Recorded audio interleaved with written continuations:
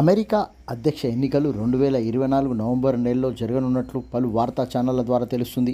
గత 2 నెలల క్రితం జో బైడెన్ అధ్యక్షుడిగా కొనసాగుతున్నా మరోసారి ఎన్నికల్లో గెలవాలనే తపన జో బైడెన్లో కనిపించినా సొంత పార్టీ వారి నుంచి ఆమోదం లభించకపోగా ఎన్నికల బారి నుంచి తప్పుకున్నట్లు ప్రకటించిన జో బైడెన్ ట్రంప్ దూకుడు ప్రదర్శించిన ట్రంప్పై స్నైపర్ అటాక్ జరిగిన నాటి నుంచి ట్రంప్ ఎన్నికల ప్రచారంలో వెనుకబడ్డట్లు ఉన్నట్లుగా పలు సర్వేలు తెలుపుతున్నాయి.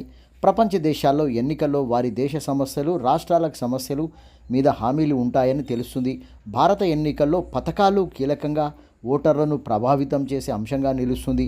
అమెరికాల ఎన్నికల్లో విదేశీ పెట్టుబడులు, దేశాభివృద్ధికి కొత్త ప్రాజెక్టులు, ఆ దేశ సంపదకు ఏ రకమైన నిర్ణయాలు తీసుకుంటారో అధ్యక్ష ఎన్నికల్లో ప్రధానంగా అజెండాగా కనిపిస్తాయి. అక్కడ రేషన్ కార్డు, ఉచిత పథకాలు కనుచూపు మేరలో కూడా కనిపించవు. అమెరికాలోని ప్రపంచ దేశాల్లో మరింత పేరు ప్రఖ్యాతలు పెంచే విషయమై ఆ దేశంలోని ఓటర్లు డిమాండ్ చేయడం అక్కడ ఆనవాయితీ. కొత్త రకం టెక్నాలజీ డిమాండ్ ఉంటుందని విశ్లేషకులు తెలుపుతున్నారు.